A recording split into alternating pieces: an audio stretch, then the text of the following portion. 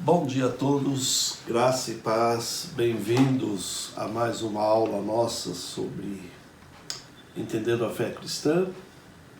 Hoje a nossa terceira aula, vamos falar sobre a doutrina de Deus. Eu sou o pastor Marins, da Primeira Igreja Batista de Santo André e um dos professores dessa classe Entendendo a Fé Cristã. Seja bem-vindo. Essa nossa terceira aula, esse material do PowerPoint que eu apresento aqui será disponibilizado para vocês no site da igreja. Você pode entrar lá e baixar, são 14 slides que vai ajudá-lo na compreensão melhor dessa aula nossa hoje, que vamos falar da doutrina de Deus. Os últimos 2 domingos nós vimos a verdade que são as Escrituras, se é possível confiar realmente na Bíblia Sagrada, e hoje veremos a doutrina de Deus, um assunto muito interessante, que nós vamos estar aí pelo menos umas 3 aulas juntos falando sobre quem é Deus, seus atributos. E a verdade é que nós precisamos conhecer bem o nosso Deus, porque somos feituras dele, somos criaturas dele e nos relacionamos no dia a dia com ele. E um dia todos vamos estar juntos, morando com ele, e aí então veremos face a face. Por enquanto nós, pela fé, cremos que ele está em nós, vive no nosso coração, bem perto de nós. Por isso nós acreditamos que ele existe, que ele é a realidade, muito embora algumas pessoas preferem não crer em Deus, porque no momento que nós cremos nele, nossas atitudes mudam e o nosso viver diário é controlado por ele, são controlados por ele, e realmente sim, só quem o conhece pode realmente aceitá-lo pela fé, e só quem teve um relacionamento com ele é um Deus relacional, que realmente relaciona e fala com a sua criatura. Mas antes de vermos quem é Deus, quero ler com vocês um texto da Bíblia Sagrada, que se encontra lá em Isaías, no capítulo 40, versículos 12 a 28. Se você não tem uma Bíblia, entre em contato conosco no site da Primeira Igreja Batista, nós teremos prazer de enviar uma para você acompanhar os nossos estudos. Se você tem uma Bíblia aí, fique com ela em suas mãos, a gente vai ler diversos textos para entendermos um pouco mais do nosso Deus, quem ele é, os seus atributos. Abra comigo lá então, em Isaías, capítulo 40, versículos 12 a 28. Diz assim a palavra de Deus: a incomparável grandeza do Senhor. Olha o que Deus diz: quem mediu com o meu punho as águas e tomou a medida dos céus aos palmos e recolheu a medida o pó da terra e passou os montes com pesos, e pesou os montes com pesos e os seus outeiros e balanças? Quem guiou o Espírito do Senhor, ou como seu conselheiro o ensinou? Com quem tomou ele conselho para que lhe desse entendimento? E quem lhe mostrou a vereda do juízo? Quem lhe ensinou conhecimento e lhe mostrou o caminho de entendimento? Eis que as nações são consideradas por ele como a gota do balde e como o pó miúdo das balanças. Eis que ele levanta as ilhas como uma coisa pequeníssima. Nem todo o Líbano basta para o fogo, nem os seus animais bastam para o holocausto. Todas as nações são como nada perante ele. São por ele reputadas menos do que nada, e como coisa vã. A quem, pois, podeis assemelhar a Deus? Ou que figura podeis comparar a ele? Quanto ao ídolo, o artífice o funde e o ourives o cobre de ouro, e forja cadeias de prata para ele. O mais pobre, que não pode oferecer tanto, escolhe madeira, que não apodrece, procura para si um artífice perito, para gravar uma imagem que não se pode mover.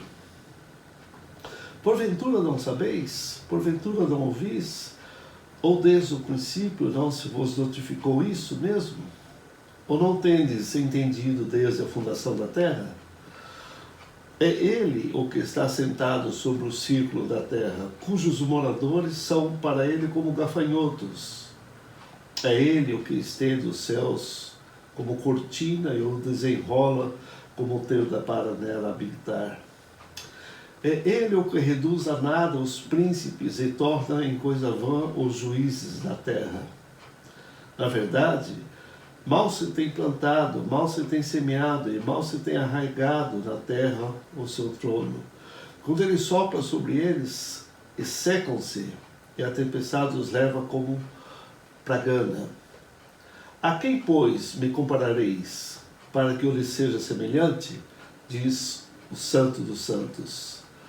Levantai ao alto os vossos olhos e vede, quem criou essas coisas? Foi aquele que fez sair o exército dela, segundo o seu número. Ele as chama todas pelos seus nomes. Por ser ele grande em força e forte em poder, nenhuma faltará. Por que dizeis, Jacó, e falas, ó Israel, o meu caminho está escondido ao Senhor, o meu juízo passa despercebido ao meu Deus? Não sabeis como ouvistes que o eterno Deus, o Senhor, o Criador dos confins da terra, não se cansa e nem se fadiga? É inescrutável o seu entendimento. Ou seja, não dá para sabermos, conhecermos o entendimento de Deus. Mas esse é o nosso Deus se apresentando ao seu povo. Uma resposta que temos de um conhecido cristão, teólogo americano do século XX, ele foi o presidente de uma das principais universidades batistas do sul dos Estados Unidos e a dirigiu por 4 anos, e foi também presidente mundial da Convenção Batista. É muito conhecido, chama-se Edgar Mullins, morreu em 1908, não 2008. Olha o que ele diz sobre o conhecimento de quem ele acha que é Deus.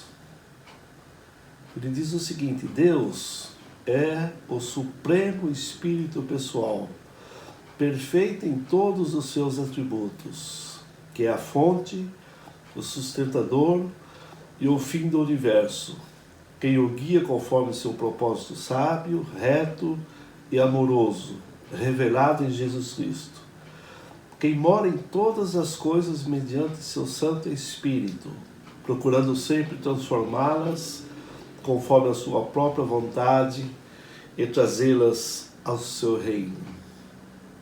Deus sempre quer que nós estejamos perto dele. E ele fez uma promessa em Jesus Cristo, seu Filho, que quando morreu nesse mundo para nos aproximar novamente de Deus, ele disse que faria morada para que todos nós estivéssemos para sempre com ele nos céus. E essa certeza que nós temos, que um dia vamos estar face a face com esse Deus que a gente está tentando conhecer um pouco mais através das Escrituras, nessas lições. Mas ainda falando sobre a existência de Deus, nós temos argumentos naturais e argumentos bíblicos, que a gente vai ver cada um deles. Argumentos naturais a favor da existência de Deus, pelo menos desde o tempo de Platão, filósofos gregos, eles têm oferecido provas racionais da realidade de Deus. Tradicionalmente, esses argumentos dividem-se em 4 ou 5 categorias. Mas é interessante também citar uma frase de um russo conhecido, bastante conhecido, um astronauta que quando ele foi a primeira vez, aliás foi o primeiro homem que voou para fora da Terra, Yuri Gagarin, no ano de 1961, ateu de carteirinha, mas ele, quando ele voltou à Terra, a primeira coisa que perguntaram a ele, se ele tinha visto Deus, olha a resposta dele: estive no céu e não vi Deus em lugar nenhum. Não viu Deus.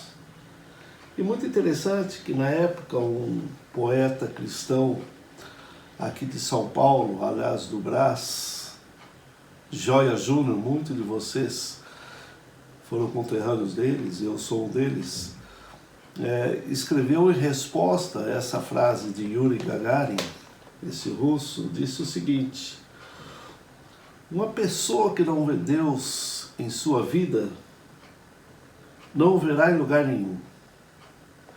São assim os críticos, os ateus que não veem Deus, porque não tem Deus em suas vidas. E é mais fácil falar que Deus não existe, porque se eu acreditar que Deus existe, eu vou ter que viver conforme a vontade desse Deus. E muitas pessoas não estão dispostas a se relacionar com Deus, preferem mantê-lo à distância. Alguns acham que Deus existe, mas está muito distante dele. Ele é o Deus Santo, eu sou um homem pecador. Mas veja que Deus sempre quis se relacionar com a sua criatura. Desde Adão e Eva, ele procurava a sua criatura para andar com ela todos os dias. Até que um dia esse ser pecou contra ele e se escondeu dele. Então muita gente hoje, pelo seu pecado, se esconde de Deus, quando Deus está procurando encontrá-lo todos os dias. E Ele quer encontrar você também. Abra o seu coração para que Ele possa se aproximar de você e você vai ser uma pessoa totalmente diferente, porque encontrou-se com esse Deus. Mas vamos ver 4 pontos naturais que os filósofos falam sobre a existência de Deus. O primeiro dele é o cosmológico, de cosmos, do grego, que quer dizer mundo. E aí todo evento possui uma causa e tudo que existe é resultado de uma causa principal e suficiente para criar o universo. Isto é Deus. Como disse John Locke, um filósofo inglês do século XVII. Olha que interessante que ele fala. Eu existo, mas nem sempre existi. Qualquer coisa que começa a existir deve ter uma causa. E a causa deve ser suficiente. E essa causa suficiente existe sem limitações. Ele deve ser Deus. Ele, apesar de ser o pai do liberalismo, não foi uma pessoa que se aproximou de Deus, mas reconheceu que, apesar das limitações, deve ser Deus que fez a existência do homem na terra e da terra.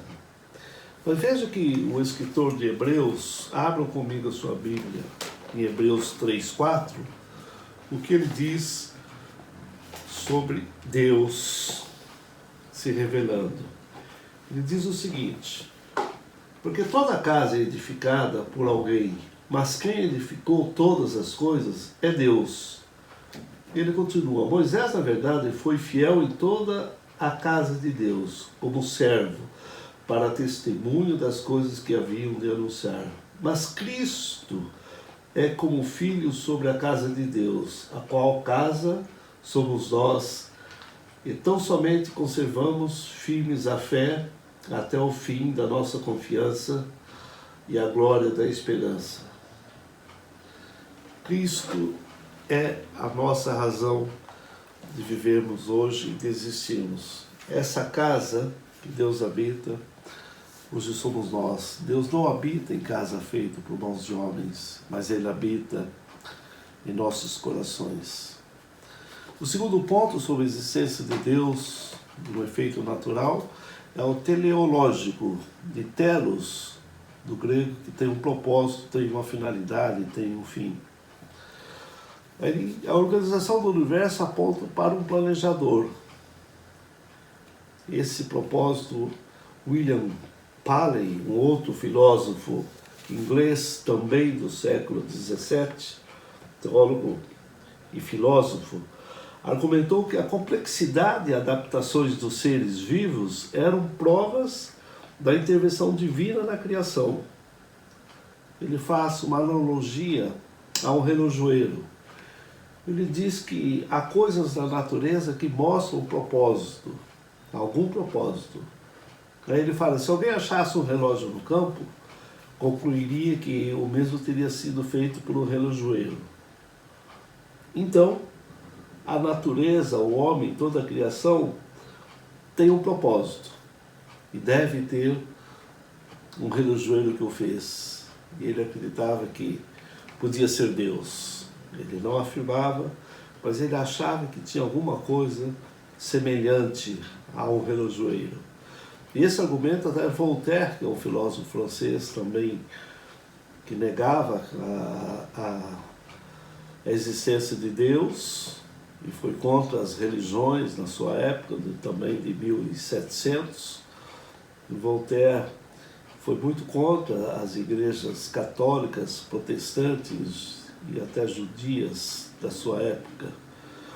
Mas ele acreditava nessa frase de William Paley, que realmente existiria algum ser, como o relojoeiro fez o relógio, fez a terra, os céus, a lua, os rios, os mares, tudo funcionando como um relógio. E eles se interessaram por esse argumento de William Paley. Um terceiro ponto sobre a existência de Deus, ainda no efeito natural, é antropológico, de anthropos, do homem, do grego anthropos, homem. Porque o homem é um ser moral e intelectual. Ele deve ter um Criador que também é moral e inteligente. Veja que Atos, quando Paulo se encontra com filósofos gregos em Atenas, Atos 17, 24, abram suas Bíblias comigo lá. Atos foi no Areópago, que era um estilo de um anfiteatro ao ar livre, e ali ele se encontrou com alguns filósofos gregos e estava debatendo no Areópago com filósofos epicureus e estoicos, e eles disputavam com esses filósofos, e uns diziam que o que quer dizer esse falador aí que está falando de um Deus? E olha que Paulo fala, muito interessante, versículos 18 a 24. Aliás, do 24 a 29. O Deus que fez o mundo e tudo o que nele há, sendo ele Senhor do céu e da terra, não habita em templos feitos por mãos de homens. E até existia lá o grande templo da deusa Diana. E ele diz, nem tampouco é servido por mãos humanas, como se necessitasse de alguma coisa, pois ele mesmo é quem dá a todos a vida, a respiração e todas as coisas. E de uma só vez fez todas as raças dos homens para habitarem sobre toda a face da terra, determinando-lhes os tempos dantes ordenados e os limites de sua habitação, para que buscassem a Deus, se porventura tateando o pudesse achar, o qual todavia não está longe de cada um de nós. Porque nele vivemos e nos movemos e existimos, como também alguns dos vossos poetas disseram, pois dele também somos geração. Sendo nós, pois, geração de Deus, Não devemos pensar que a divindade seja semelhante ao outro, ao ouro ou à prata, ou à pedra esculpida pela parte e imaginação do homem. Ele estava querendo dizer para ele que, olha, Deus não é algo feito para a gente adorar uma pedra, ou de ouro, ou de barro, ou de prata, ou de madeira. Deus é um ser relacional e Ele quer se relacionar conosco. É sobre esse Deus que ele estava falando. E noutra oportunidade ele acha lá uma estátua ao Deus desconhecido, falando, tá vendo? Esse Deus desconhecido é o Deus que eu estou anunciando para vocês. E estava debatendo com esses filósofos aí. Esse argumento tem muitas variações. Veja que o homem tem personalidade, sentimentos morais, consciência, instinto religioso, raciocínio e dignidade humana. Veja que Moisés, que escreve o primeiro livro do Gênesis, no primeiro capítulo, no versículo 26, ele disse o seguinte: e disse Deus, façamos o homem à nossa imagem, conforme a nossa semelhança. Domine ele sobre os peixes do mar, sobre as aves do céu, sobre os animais domésticos e sobre toda a terra, e sobre todo réptil que se arrasta sobre a terra.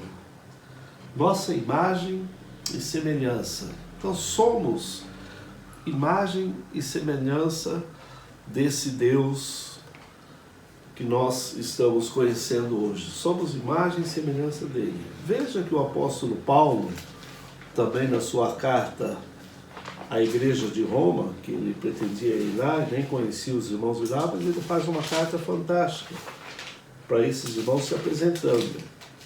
E ele fala também desse Deus que nós estamos conhecendo um pouco mais hoje. Está lá em Romanos 1, versículos 18 a 20, carta do apóstolo São Paulo aos Romanos, capítulo 1, versículos 18 a 20. Veja o que ele diz. Pois o céu é revelada a ira de Deus contra toda a impiedade e injustiça dos homens que detêm a verdade em injustiça. Porquanto o que Deus se pode conhecer, nele se manifesta, porque Deus lhe manifestou. Pois os seus atributos invisíveis, o seu eterno poder e divindade são claramente vistos desde a criação do mundo. Olha que interessante. Sendo percebidos mediante as coisas criadas, de modo que eles são inexcusáveis. Ou seja, você não tem desculpa. Porque se falar, não conheço a Deus. Olha a natureza, olha o firmamento maravilhoso. E nesses dias que a gente está parado em casa de quarentena, diminuiu a poluição, a gente consegue até ver as estrelas daqui das nossas casas, coisa que a gente não via. E que maravilhoso é ver as estrelas, ver a lua, ver o pôr do sol, ver o nascer do sol. Aliás, ele não nasce nem se põe, nem a terra que está girando, mas é uma forma de a gente dizer. E funciona como realmente aquele filósofo inglês disse lá atrás, como um relógio. Então deve ter alguém inteligente que o fez. E esse ser inteligente é o nosso Deus que estamos conhecendo um pouco mais hoje. O ponto 4 de questão natural que se apresenta a Deus, que os filósofos reconhecem, deve ter um Deus, um ser, é o ponto ontológico. De on, do grego, quer dizer ser, existência. Anselmo, um filósofo, propôs que cada homem possui um conceito do ser perfeito, que é Deus. O argumento é a priori, dedutivo, em vez de a posteriori, indutivo. E ainda atrai os filósofos cristãos até hoje, como Platinga. Platinga é um irmão nosso, filósofo cristão, ele é americano, nasceu em 1932, está vivo ainda, e uma frase muito interessante, ele diz que algumas pessoas, ele diz que podem saber que Deus existe como uma crença básica na vida dele. E muitas pessoas afirmam realmente Deus existe, mas não se relacionam com ele, só creem que Deus existe. Muitas pessoas creem assim.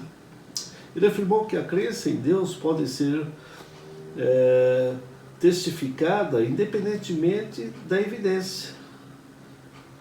Ou seja, nós justificamos a existência de Deus mesmo sem evidência nenhuma. Ou seja, mesmo não tendo visto, mas nós confiamos e sabemos que existe um ser que nos fez, que fez os céus, a terra, o firmamento. Isso ele chama de confiabilismo ou epistemologia, que crê que Deus está em todos os lugares e evidencia isso o nosso viver diário com Ele. Por último, argumentos não naturais, mas argumentos bíblicos para a existência de Deus. Os autores bíblicos, todos, geralmente pressupõem a existência de Deus. Ninguém deles duvidou de quem era Deus, se Deus existia, ou do que ele ouviu a verdade e escreveu, não dirigido por Deus ou pelo Espírito Santo dele. Mas todos eles criam que realmente existe um Deus e que esse Deus transmitiu a sua palavra, que nós temos hoje o registro bíblico. E Moisés, novamente cito, que escreveu os primeiros livros do Velho Testamento e o Gênesis, no capítulo 1, versículo 1, que todo mundo conhece, mas você abre a sua Bíblia lá e olha comigo, que ele diz o seguinte: no princípio, olha, criou Deus o quê? Os céus e a terra. Quando foi esse princípio? No princípio. Muitos segredos que a Bíblia fala, a gente jamais vai entender aqui. E muitas coisas Deus não nos revelou. Mas nem por isso deixamos de acreditar e de crer na sua palavra e de que Ele realmente existe, do que Ele realmente fez os céus e a terra. E, por último, o escritor de Hebreus, abra lá comigo em Hebreus, no capítulo 11, versículos 3 a 6, ele diz o seguinte: pela fé entendemos que os mundos foram criados pela palavra de Deus, de modo que o visível não foi feito daquilo que se vê. Pela fé, Abel ofereceu a Deus mais excelente sacrifício que Caim, pelo qual alcançou testemunho de que era justo, dando Deus testemunho das suas oferendas, e por meio dela, depois de morto, ainda fala.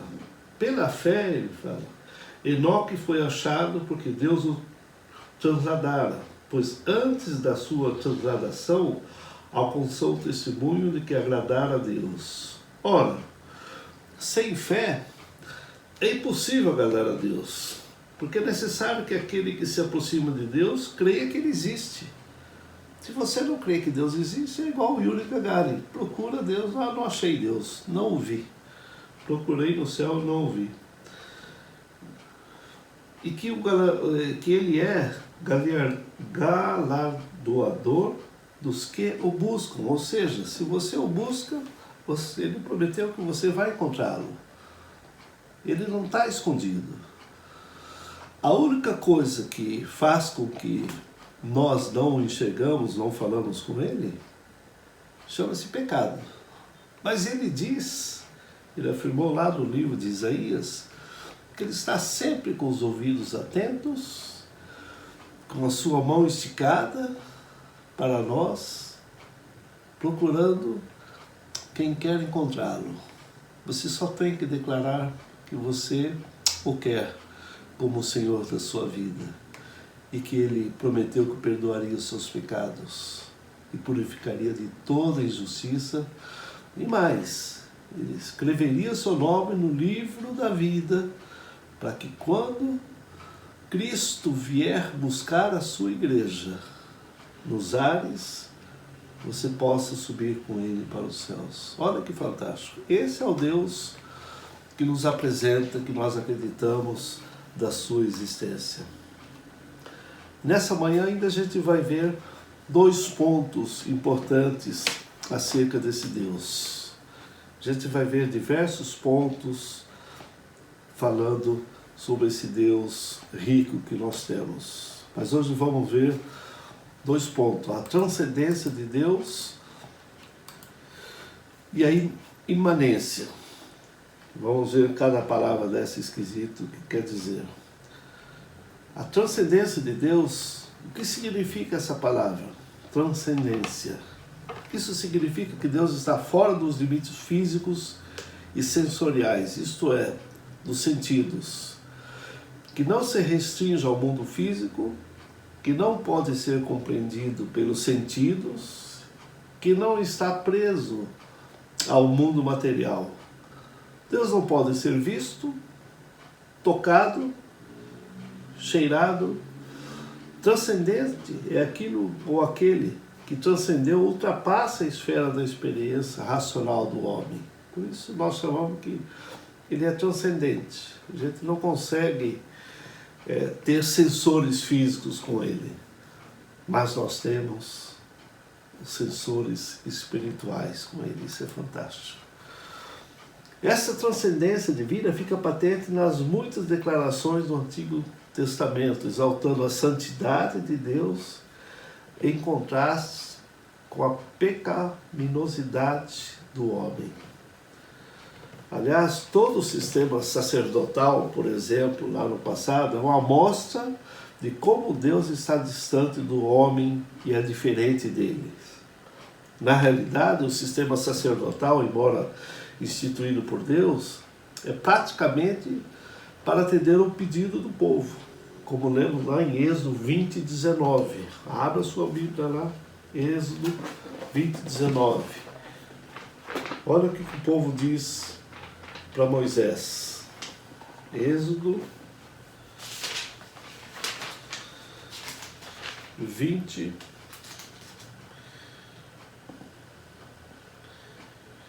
19. E disseram a Moisés: fala-nos tu mesmo, e ouviremos, mas não fale Deus conosco, para que não morramos. Estavam com medo de Deus. Não porque Deus não os amava, mas porque eles estavam com pecados contra Deus. E o pecado nos afasta de Deus e nos faz muitas vezes ter medo dele. Por isso eles falaram para Moisés: olha, preferimos ouvir você nos falar do que Deus, porque Deus pode nos consumir, nos matar.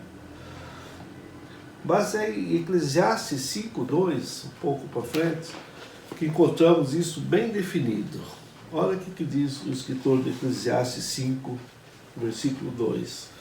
Porque Deus está no céu e tu estás sobre a terra.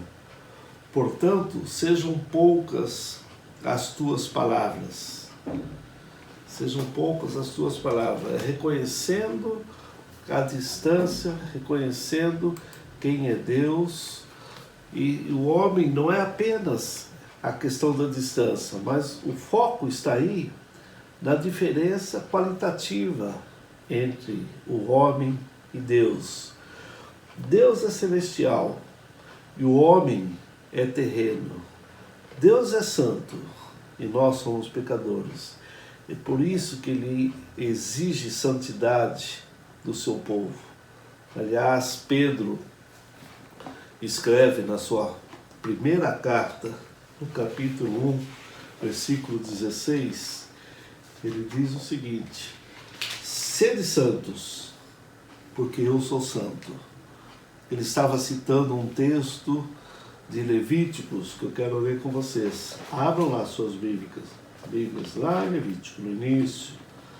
Levítico, capítulo 11, versículos 44 e 45. Diz assim a palavra de Deus: porque eu, o Senhor vosso Deus, portanto, porque eu sou o Senhor vosso Deus, portanto, santificai-vos e sede santos, porque eu sou santo, e não vos contaminareis com nenhum animal rasteiro que se move sobre a terra. Então ele estava falando da santidade dele. É esse distanciamento de pecador e santidade é que existe um distanciamento, ou seja, um distanciamento qualitativo entre nós e Deus. Deus é celestial e o homem é terreno. Deus é santo e nós somos pecadores. Mas há algo para tirar essa distância, e você vai conhecer um pouco mais à frente. Jesus Cristo veio exatamente para tirar essa distância entre o homem e Deus, esse distanciamento do pecador e o Deus Santo. A cruz dele nos fará essa ligação para que a gente chegue então a Deus. Por último, vemos a palavra imanência de Deus. Essa palavra significa mais ou menos estar presente. Um importante par de ênfases que devemos preservar com toda certeza é a doutrina da imanência de Deus em sua criação e da sua transcendência em relação a ela. Ambas as verdades são ensinadas na Escritura. A definição de imanência nos mostrará que não há choque de declarações. A imanência é a presença de Deus na criação e na história da humanidade. Ele não é um com a criação, mas ele a sustenta e ele a controla. Para você ver um pouco melhor sobre isso, leia os 2 capítulos de Jó, 38 e 39, quando Deus resolve responder a Jó quem ele é. E ele começa falando para Jó: onde é que você estava quando eu fiz dos céus, a terra, o firmamento? Então ele mostra toda a sua grandeza para Jó, e Jó realmente reconhece que ele é nada na presença de Deus. Quero concluir dizendo para você o seguinte: na próxima aula nós veremos ainda os atributos de Deus, os atributos naturais de Deus, a onipresença de Deus, que Ele está sempre presente em todos os lugares, a onisciência de Deus, que Ele conhece tudo, conhece o meu pensamento, os teus pensamentos, o poder dEle, a onipotência de Deus, a unidade e unicidade de Deus, a infinidade de Deus e a imutabilidade de Deus, que Deus não muda jamais, Ele continua sendo o mesmo Deus de lá da época da fundação do mundo. Quando, apesar do homem ter pecado contra ele, ele não riscou o homem do universo. Só existiam 2 pessoas, Adão e Eva. Ele podia ter pego os 2, feito uma massa, falou: vou começar de novo. Só existiam 2 pessoas. Não. Mas ele já demonstrou amor à sua criatura ali e prometeu a Adão que da sua semente, ele e Eva, nasceria um, que esmagaria a cabeça da serpente que havia levado Eva e Adão a pecar contra ele. E essa pessoa já veio. Ele mandou, ele se chama Jesus Cristo, o Senhor das nossas vidas, e que criou essa ponte que liga-nos, homem pecador distante de Deus e um Deus santo. A cruz de Cristo nos faz aproximar-se desse Deus. Abaixe sua cabeça um instante, quero orar por você nessa manhã, que Deus acrescente nesse pequeno estudo que a gente iniciou hoje, conhecendo um pouco mais a Deus. A gente vai ter mais 2 ou 3 aulas para frente, para que você conheça realmente esse Deus que você serve, que nos ama profundamente, e que isso leve a você ter um relacionamento mais perto dele, que você possa ver Deus na sua vida, na vida das pessoas que te cercam, e ver Deus em todos os lugares. Abaixe sua cabeça. Obrigado, Deus, por o Senhor nos levar a conhecê-lo mais. Obrigado pelos meus irmãos que estão nesse instante, através dessa ferramenta que temos de internet hoje, de poder levar o teu Evangelho, a tua palavra conhecida a muitas pessoas. Senhor, que nós possamos estar mais perto do Senhor, que nós possamos realmente reconhecer a nossa pequenez, reconhecer que não somos nada na tua presença, mas o Senhor assim mesmo nos ama profundamente, a ponto de mandar o seu Filho Jesus Cristo a morrer na cruz do Calvário para que a gente voltasse ao lar celestial, e ainda nos deu um nome, e ainda nos chama de filhos, e nos deu um lugar para habitar com o Senhor para todo sempre. Que os meus irmãos, os meus amigos que ouviram esse pequeno início do estudo sobre o Senhor possa conhecê-lo melhor. Oro para que cada um deles venham a querer conhecer mais o Senhor, a relacionar mais com o Senhor, conhecer mais a Tua Palavra. Faz isso, Senhor, na minha vida e na vida de todos esses meus amigos e irmãos nesta manhã. Oro em nome de Jesus. Amém. Que Deus te abençoe. E nosso próximo encontro será no próximo domingo.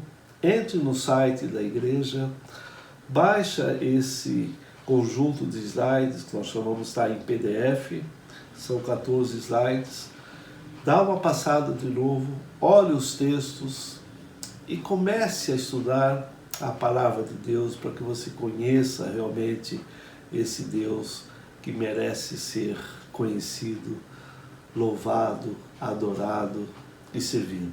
Que Deus te abençoe. Um abraço, um bom dia.